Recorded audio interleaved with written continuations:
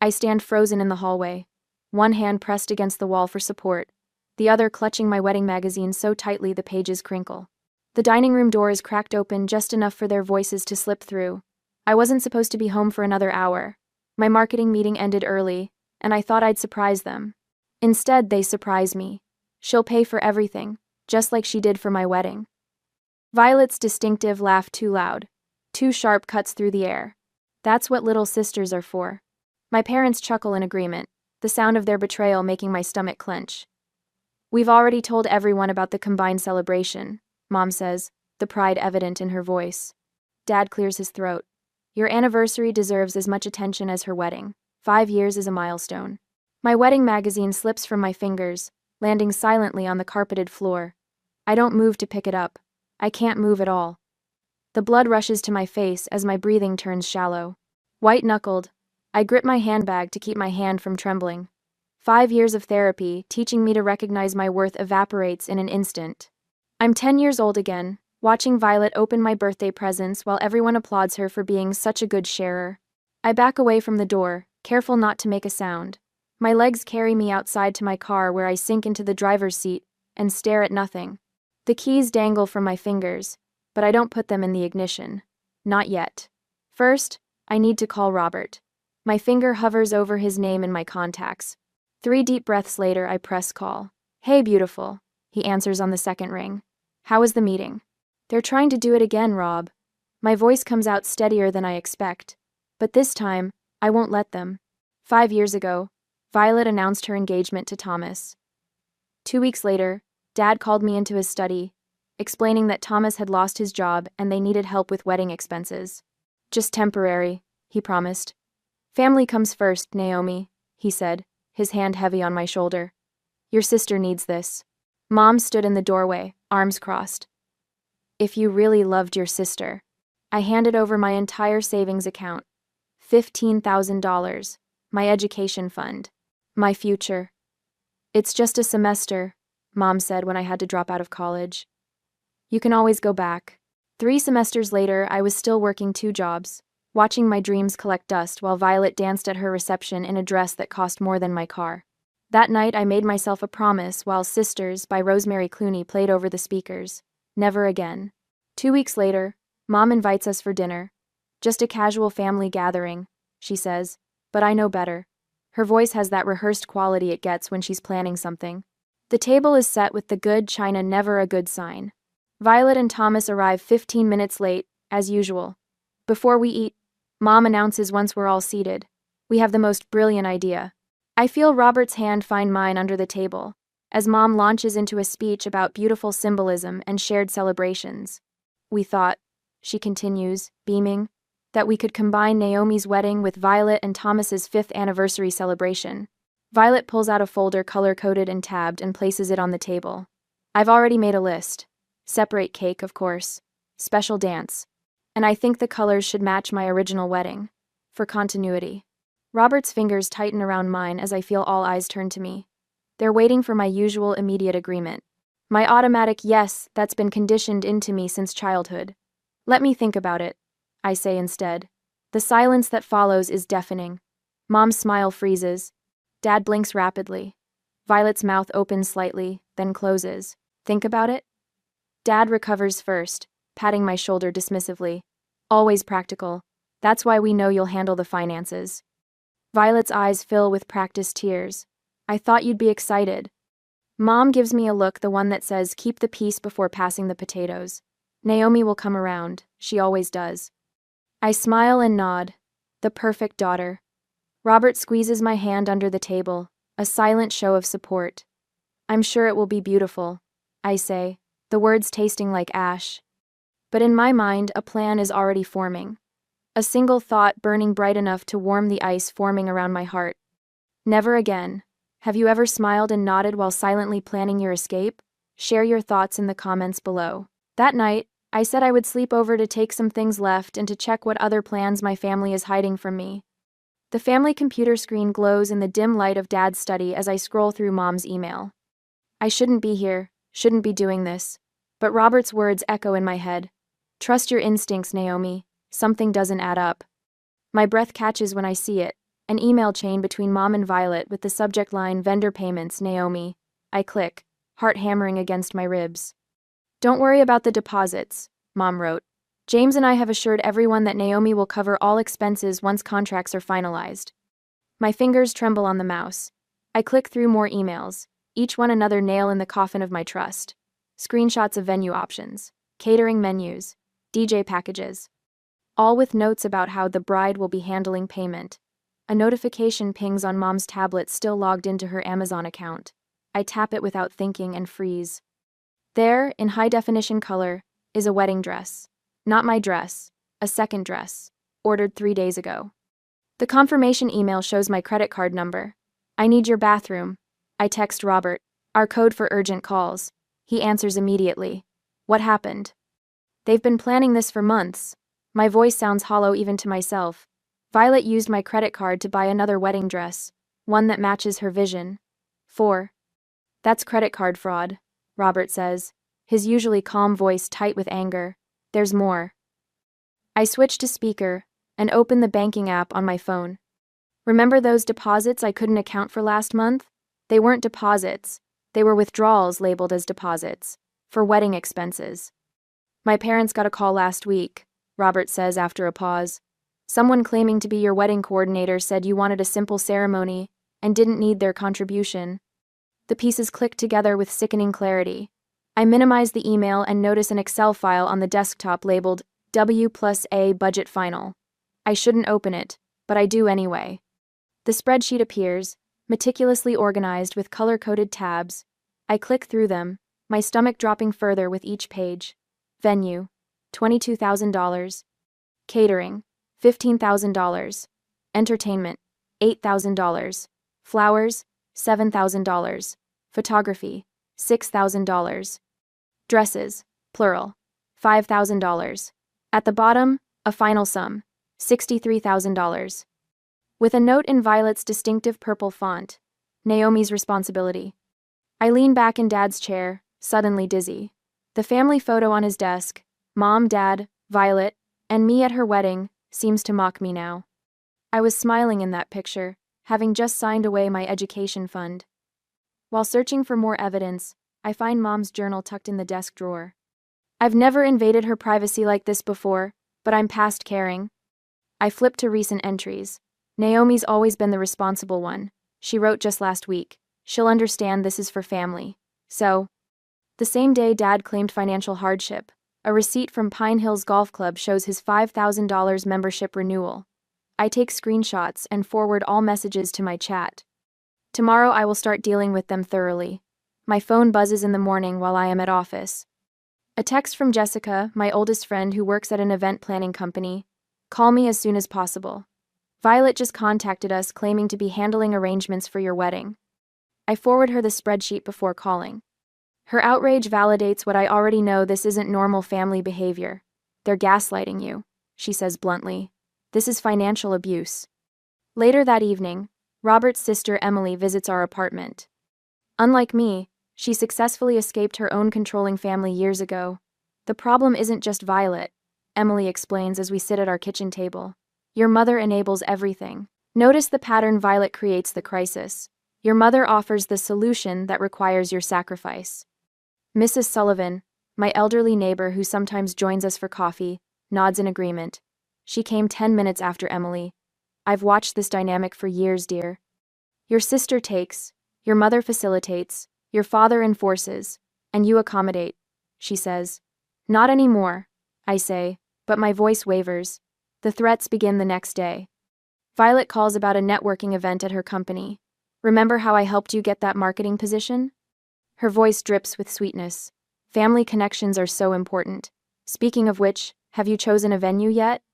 Dad mentions the house down payment they might help with if the wedding goes smoothly. Mom casually references Grandma's heart attack while discussing wedding stress. You know, cardiac issues run in our family. She sighs. I've already told the aunts about our combined celebration. They're thrilled. That night, I make my first strategic move. I'll need to be the one to sign the venue contract. I tell them over dinner, my voice steadier than I feel. Their exchange of glances speaks volumes. At my apartment, I cancel the fraudulent dress order and change all my financial passwords. The victory feels hollow when Violet calls immediately. "You're being ridiculous," she snaps. "You've gained weight anyway. That dress would have looked better on me." I endure the barbs, the manipulative texts, the constant pressure, the price of playing along while I formulate my plan. Later, alone in our bathroom, I finally break. Tears stream down my face as I grip the sink, shoulders shaking with silent sobs. Robert knocks gently but knows better than to enter. I stare at my reflection, at the woman who's been molded into the perfect sacrificial lamb. I splash cold water on my face, dry my eyes, and straighten my shoulders. This is war, but I'll fight it my way with strategy, not emotion, with boundaries, not bridges. In the mirror, I see someone new, emerging, someone with steel in her spine and fire in her eyes. What's the most difficult boundary you've had to set with someone you love? Was it worth it? The next morning, my phone buzzes at 7:43 a.m. I don't recognize the number, but the text contains a photo that makes my stomach lurch. "Congratulations on your big announcement," reads the message from someone named Tara. "I can't wait to celebrate both events next month." I tap the image and freeze. It's a screenshot of my mother's Facebook post from last night. "Thrilled to announce we're celebrating 2 beautiful milestones in one special day. Naomi's wedding and Violet's 5th anniversary. Details coming soon." 47 comments. 93 likes. Robert rolls over, his eyes still heavy with sleep. "Everything okay?" I wordlessly hand him my phone. He sits up immediately, fully awake. "They didn't even ask us," I whisper. "Call your mom," Robert says, his jaw tightening. "Now." Mom answers on the first ring, her voice suspiciously cheerful. "Good morning, sweetheart. Did you see?" "Take it down." My voice comes out steadier than I feel. "What?" "The post, Mom. Take it down. We never agreed to this." She laughs like I've told a particularly amusing joke. "Oh, Naomi, everyone's so excited. Your father's golfing buddies are already planning to attend." It's too late to change anything now. The familiar weight of obligation settles on my chest. Too late. Always too late to stand up for myself. "We'll talk about this later," I manage before hanging up. 3 days later, I'm at Elegance Bridal with Jessica, trying on the simple A-line dress I chose weeks ago. I twist in front of the mirror, admiring how the ivory fabric catches the light. "It's perfect," Jessica says, snapping a photo. "Classic but not boring. Totally you." The bell above the door jingles. I catch the reflection of Violet sweeping into the boutique, designer sunglasses perched on her head, Mom trailing behind her. "Surprise!" Mom calls out, clapping her hands. "We thought we'd join you." Jessica shoots me a look that says, "Stick to the plan." I nod almost imperceptibly. "How unexpected," I say, turning to face them. Violet circles me like a predator, her manicured finger tapping against her chin. "It's a bit plain, isn't it?" Nothing like my Vera Wang. She reaches for a glass of complimentary champagne from a nearby table. "But I suppose it suits you." "Go." The boutique owner smiles tightly. "Would you like to see some veils to complete the look?" Before I can answer, Violet's arm jerks, sending a wave of red liquid across the front of my dress. The champagne glass hits the floor with a crash. "Oh no!" Violet gasps, hand flying to her mouth in mock horror. "I'm so clumsy. Thank goodness you haven't purchased it yet." My fingers curl into fists at my sides as I watch the red stain bloom across the ivory fabric. The boutique owner rushes for club soda, but we all know the dress is ruined. Mom pats my arm. "Don't worry, dear. This was clearly meant to be. We'll find something that complements Violet's anniversary dress." 2 hours later, I meet Robert at his office for lunch, my hands still shaking. "They destroyed my dress, Rob. On purpose." Robert's eyes darken. "That's it. No more playing nice." "Dad called this morning while I was at work," I say. "They've scheduled a walkthrough at Rosewood Manor for tomorrow. They expect us to sign the contract right away." Robert takes my hand across the table. Then we go to Plan B. The next afternoon, we stand in Rosewood Manor's grand ballroom. Crystal chandeliers hang from 30-foot ceilings. Floor-to-ceiling windows overlook manicured gardens.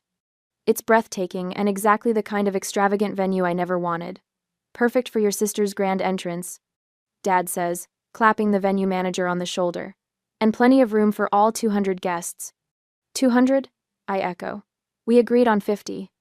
Mom waves dismissively. We couldn't possibly cut the list now. Everyone's already been notified. The venue manager, Mr. Phillips, produces a thick contract. If we could just get signatures and the deposit today, we'll be all set for next month's celebration. Dad pulls out his pen with a flourish. I'll sign first, then Naomi can. Actually, I interrupt, surprising everyone, including myself. My fiancé and I agreed that both our signatures are required on any contract. That's non-negotiable. So, the silence that follows feels electric. What are you talking about? Mom asks, her smile strained. Robert doesn't need to be bothered with these details. It's our wedding, I say quietly. We make decisions together. Violet snorts. Since when do you make decisions at all? I reach into my bag and pull out a folder.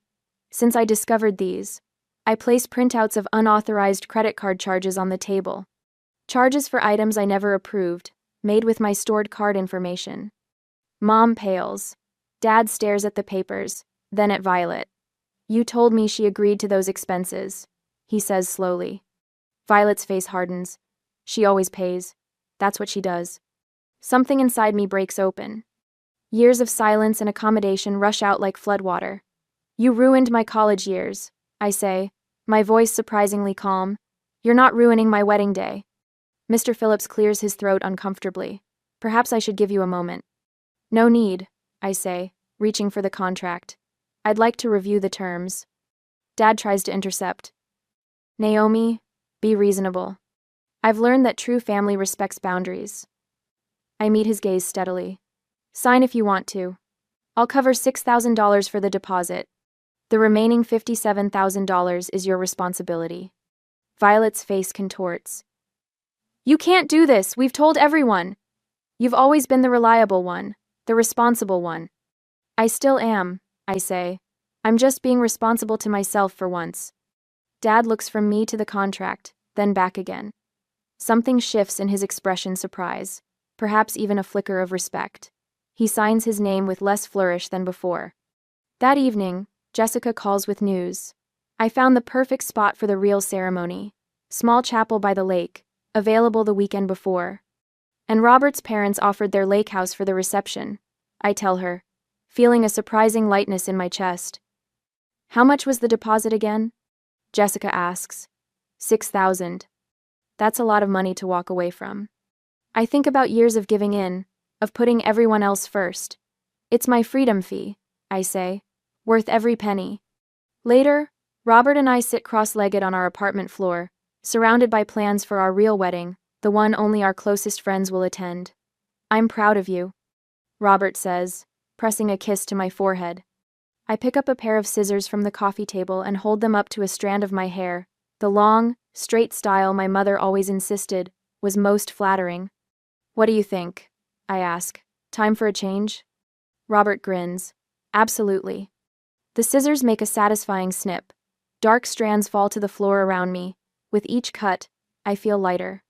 For the first time, I say, watching my reflection change in the window, I'm not just their daughter or Violet's sister. I'm choosing to be me. After my impromptu haircut, I try on the simple white sundress we ordered online. No train, no beading, no cathedral veil. Just clean lines and comfortable fabric. This feels like me, I whisper. Not their version of me. Later, Jessica arrives with a detailed timeline tucked under her arm. Decoy wedding at Rosewood, real wedding at the chapel.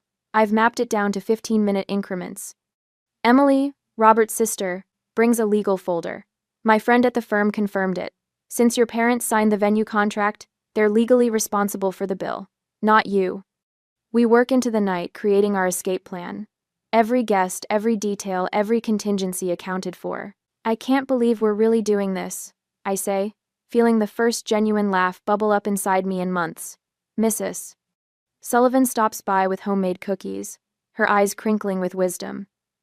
Sometimes the kindest thing is walking away, she says, squeezing my hand. I wish I'd had your courage 50 years ago. The night before the wedding, Violet appears at my apartment unannounced. Her eyes narrow at my newly short hair. The venue called, she says without preamble. They need final payment confirmation. I smile calmly. Everything's been taken care of. Tomorrow will be unforgettable. Something in my tone makes her pause. She studies my face, searching for the familiar signs of capitulation. Finding none, she leaves with a huff. After she's gone, I pull out a small overnight bag from under the bed and carefully pack the essentials: white sundress, new flats, marriage license. Robert watches from the doorway. Ready? He asks. I zip the bag with finality. More than I've ever been. Have you ever had to create an escape plan from a toxic situation? What gave you the strength to follow through? The next morning, a makeup artist dabs powder across my forehead as I check the time. 9:17 a.m. Perfect. I snap a selfie in the bridal robe Jessica borrowed from her cousin's salon, making sure the generic background reveals nothing about our actual location. Sending the first bait? I tell Robert, who's lounging on the lake house sofa in jeans and a t-shirt, coffee mug in hand. No tuxedo yet. We have hours before our real ceremony. I attach the photo to a group text. Getting started. Running a bit behind but so excited. Then I add 3 bride emojis and a champagne glass. Exactly the kind of overenthusiastic text they'd expect. Mom responds instantly. Everyone's arriving at the venue. Your father is greeting the Hendersons now. They're all there, I tell Robert, the weight of 5 years lifting from my shoulders. 200 guests, and a $63,000 bill. Robert raises his coffee mug. To freedom. My phone buzzes with Violet's text. Remember, I need you here by 11:30 for our sister photos before your ceremony. Wear the pearl earrings I picked. I silence notifications and join my actual friends on the deck, overlooking the tranquil lake. Jessica pours mimosas while Sam and Keith string white lights around the birch trees. Robert's parents arrive with wildflowers from their garden and warm hugs that ask for nothing in return. How are you feeling? Robert's mother asks, squeezing my hand, like I can finally breathe. At 10:45, I send another staged photo. Hair done, makeup next, running about 30 minutes behind schedule. The responses flood in immediately. Mom, people are asking when you'll arrive. What should I tell them? Dad, the minister has another commitment at 3. You need to hurry. Violet, this is so inconsiderate, Naomi. My anniversary celebration is at risk. I switch my phone to Do Not Disturb and slip into my simple lace dress, the one I bought myself, not the beaded monstrosity Violet selected, to complement her anniversary gown. Ready for our real ceremony? Robert asks, handsome in his navy suit. More than you know. Em said. At noon, Jessica returns from her reconnaissance mission at the country club, laughing so hard she can barely speak. You should see them, she gasps. Your mom keeps announcing minor delays. Your dad is sweating through his suit. And Violet, oh my God, Violet is telling everyone it's actually your fault because you insisted on using her hairstylist instead of hiring 2. How many guests left? Robert asks. None yet. They're too fascinated by the train wreck. It's like watching a slow-motion car crash in formal wear. At 12:30, I send one final text. Having a minor zipper emergency. Start without me. Be there in 20 minutes. Then I turn my phone completely off and take Robert's hands beneath the lakeside arbor. 20 cherished friends surround us as Robert's father begins our ceremony. No one checks their watch or texts during our vows. No one demands to be the center of attention. Across town, according to our plan, the venue manager is presenting my parents with a preliminary bill. The contract they signed, the one they pushed so hard to finalize, makes them solely responsible for payment. The $6,000 deposit I contributed was carefully documented as my only financial obligation. By now, Violet has likely realized that her anniversary celebration has become a $63,000 disaster. The carefully selected champagne tower stands untouched. The 5-tier cake with her anniversary topper on the premium tier remains uncut. The guests whisper behind programs, witnessing the family facade crumble. I now pronounce you husband and wife, Robert's father announces, beaming with genuine joy. As Robert kisses me, cheers erupt from people who actually care about our happiness. Later, during our intimate reception dinner, Jessica's phone lights up with a voice message. She puts it on speaker. Jessica, this is Eleanor Thompson. Mom's voice sounds strained, her usual composure shattered. If you know where Naomi is, please tell her this isn't funny anymore. The venue needs the remaining payment tonight. Her father. Her voice breaks. James had to give them his retirement account information. Please have her call us immediately. In the background, we hear Violet shrieking at someone, likely her husband. What do you mean, what did I do? This was Mom and Dad's plan too. Jessica turns off the phone, and Robert raises his glass. To my beautiful wife, who taught her family the most valuable lesson they'll ever learn. I clink my glass against his. Freedom was worth every penny of that $6,000 deposit. What do you think is worse? I ask our friends. Losing $63,000 or losing your dignity? As laughter surrounds us, I already know my answer. The doorbell rings precisely at 10, the morning after our wedding. Robert squeezes my hand as we exchange knowing glances. Right on schedule. Ready? He asks. I nod, straightening the fresh wedding photos we arranged on our coffee table last night. I've been ready for years. When I open the door, Mom stands front and center, eyes red-rimmed and puffy.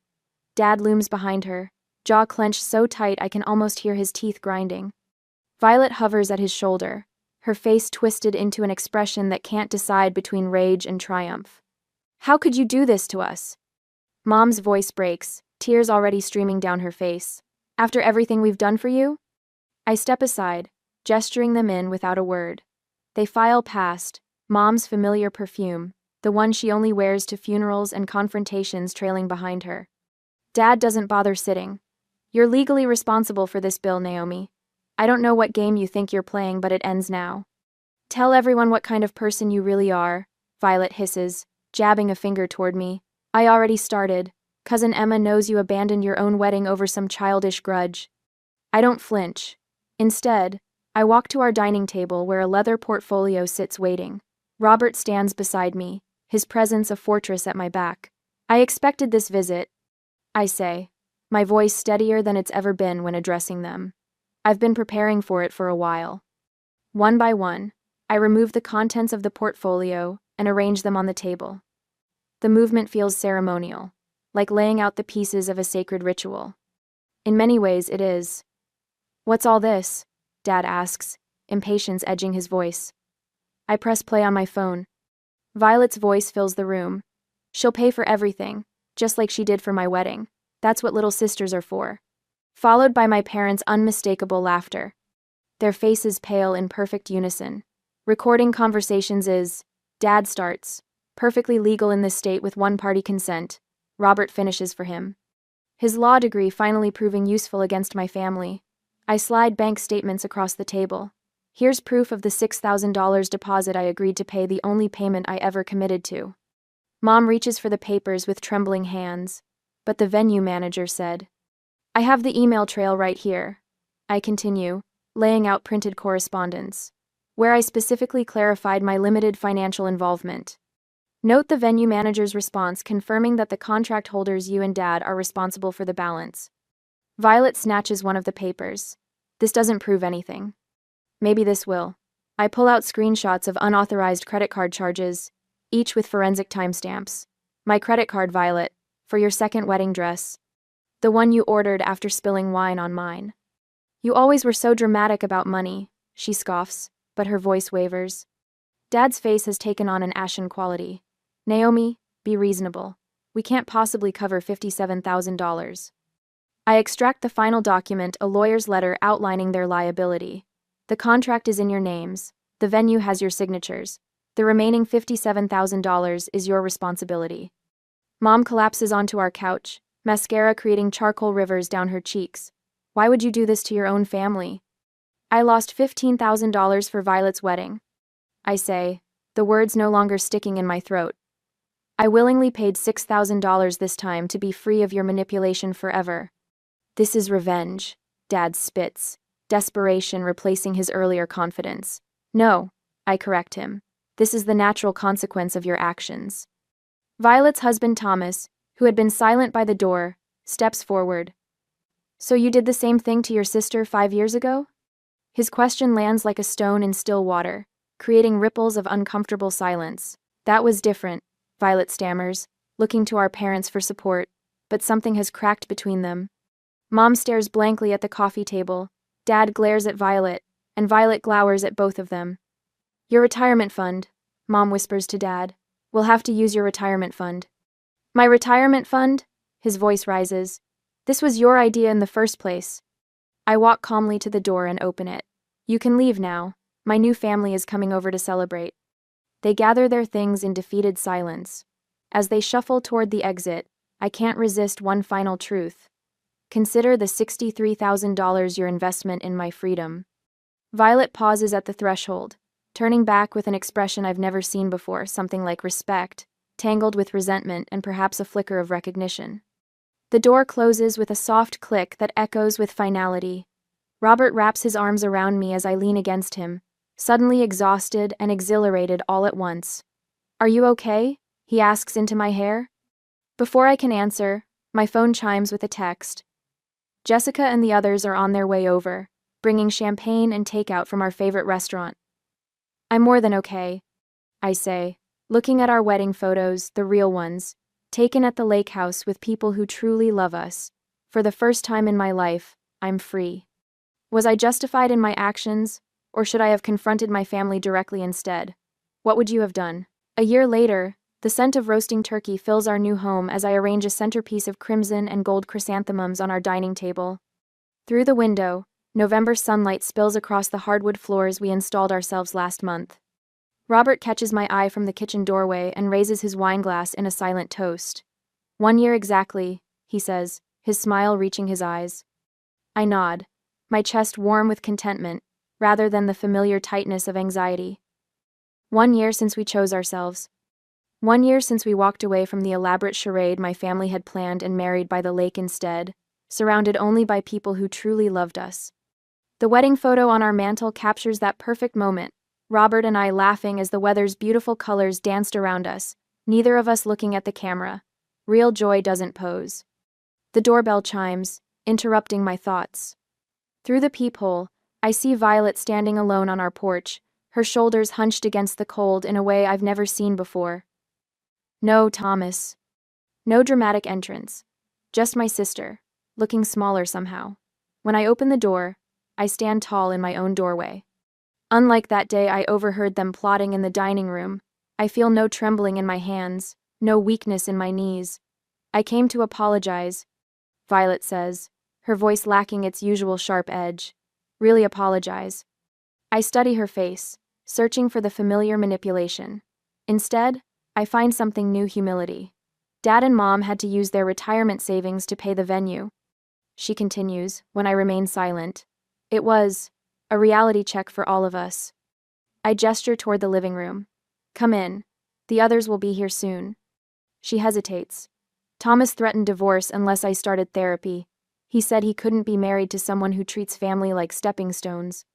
For a moment, I see the little girl who once held my hand on the first day of kindergarten, before she learned to see me as competition rather than as a sister. How's that going? I ask, genuinely curious. Hard, she admits, but necessary. The front door opens behind us as Jessica arrives carrying a homemade pie, followed by Emily and Robert's parents. The warmth of their greetings fills the entryway. Later, gathered around our table, Robert raises his glass. To chosen family and second chances. The conversation flows easily, untainted by the tension that characterized family gatherings of the past.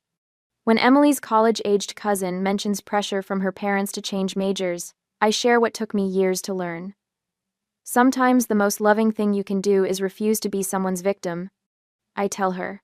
Boundaries aren't walls, they're the foundation of healthy relationships. The words feel natural now, not rehearsed. Last month, I began volunteering at the community center, mentoring young women struggling with family expectations. The scholarship fund we created from money saved on our wedding helped 2 of them start college this fall. As evening approaches, most guests depart with warm hugs and promises to return soon. Only Violet remains, helping clear dishes with careful movements. You're welcome here as my sister, I tell her quietly by the sink, not as the person who tried to ruin my wedding. She nods, accepting the boundary without argument. Mom started to see it too, how she enabled everything. She asked if she could call you sometime. Later, after Violet leaves, Robert presents a small package wrapped in silver paper. Happy anniversary, he whispers.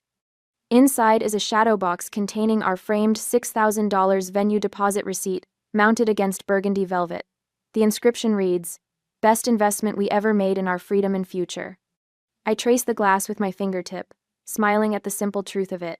Some lessons are expensive, but worth every penny.